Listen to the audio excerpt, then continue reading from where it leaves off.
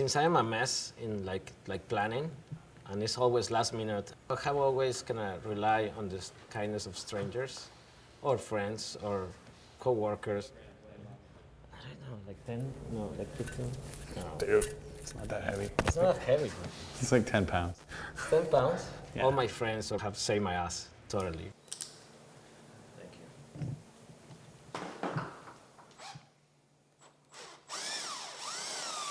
I'm lucky to have people around me, and I love it because definitely I am not the director in a way. I always kind of asking questions. I'm kind of sometimes insecure about myself. It's like, should I put this here? It's like too squarish, you know?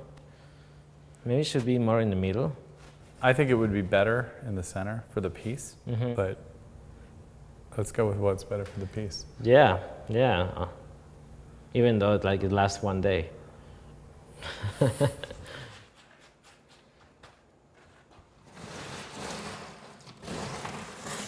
Well, I was born in Mexico City. My family comes from architects and engineers, so since childhood I was hanging out in construction sites, looking at the construction workers solving problems. So you see like how people fix things immediately, as they say here, the duct tape fix. Of course that fix maybe it won't last for more 3 days or whatever, but it's fixed, you know? So it's just like not thinking about the future, thinking about now. I'm not kind of making monuments that will last for the future, you know? My work kind of focus about the now.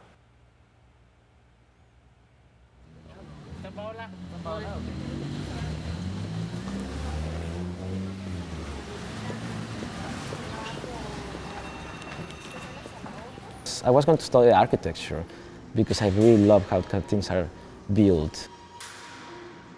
I liked to see how things are put together, how everything's held and assembled. The shelving unit, I'm really kind of fascinated about it because it's a container to hold things, no? And you can see them in like garages or in libraries or museums. You can kind of like change the height of the shelves, make the shelves kind of farther apart, no? And you can make only 1 or 2 divisions, or you have 20 divisions, no? So I started using the shelves instead of putting it like horizontal, like putting it vertical, kind of deconstructing the furniture into something else. It turned out into this kind of modernistic, crazy sculpture.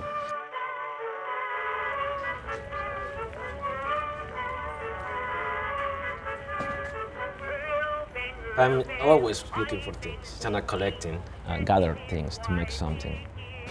Unfortunately, like flea markets and second-hand stores in New York City sucks big time. So I had to kind of rent a car to go to Jersey.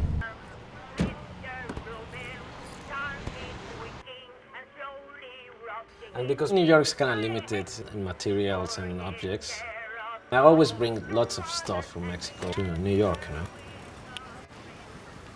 But in Mexico City, the hipster culture is kind of destroying that kind of stuff because, you know, every kind of object has a patina of vintage.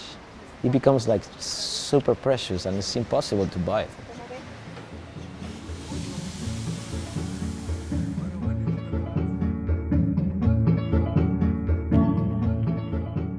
The objects I use, it reminds me about my childhood in a way.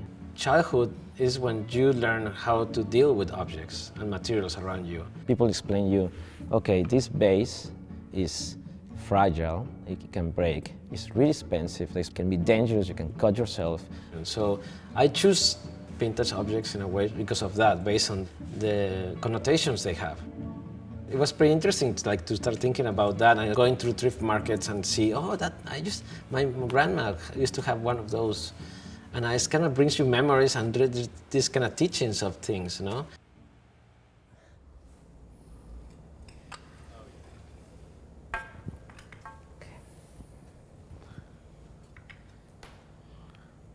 This one has to be pretty straight.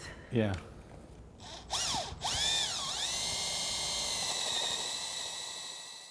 Sometimes I use the objects as an object, you know, the cup is a cup. And that napkin is a napkin. They don't become something else. That's why I'm not kind of telling any narratives in my sculptures in a way, because they're really about materiality and the object. We're almost in the most kind of crazy thing. We'll need to go like maybe 4 inches, Okay. like 2 inches maybe. Okay, cool. Come to me, come to me. Oh man, Oh man. that's it. Wow. That was scary. We need to take this away, so let the piece kind of move a little bit. I'm not creating like dangerous, risky stuff. It's not about, oh my God, it's going to fall over. No, it's just like it's something that is not static. No, it's the opposite. That it feels kind of alive. Okay. Want to take the ladder? Yeah, just take it a little bit. Yeah. Oh, that's good. That specific moment of when you need to place something, like to finish the piece, no? That's a really magical moment that me and my friends or my people that are helping me, is like we experience the really like stressful moment. We need that seashell kickstand. Okay, it's holding. Bravo. It's like putting the cherry on top of the cake, but that cake might be destroyed by the cherry, no? I think that moment is the active moment. It's like when you say, yes, it worked. It's like staying there, it's working, all the balances, forces, whatever, is holding this thing.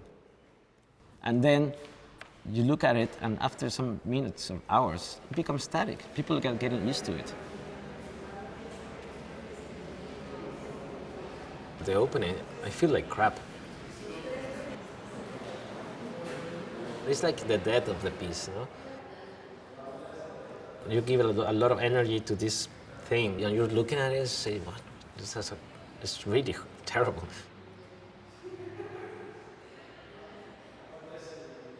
I'm concerned about making my work and not having fun. No, that's a really big issue for me. Sometimes art can be so boring in a way, if you know how to do it. No? So that's why I really like not to know the limits. Just kind of keep exploring, and keep it fresh. I think that's the way I want to keep it. If not, I might end up being in a band playing the tambourine. You know.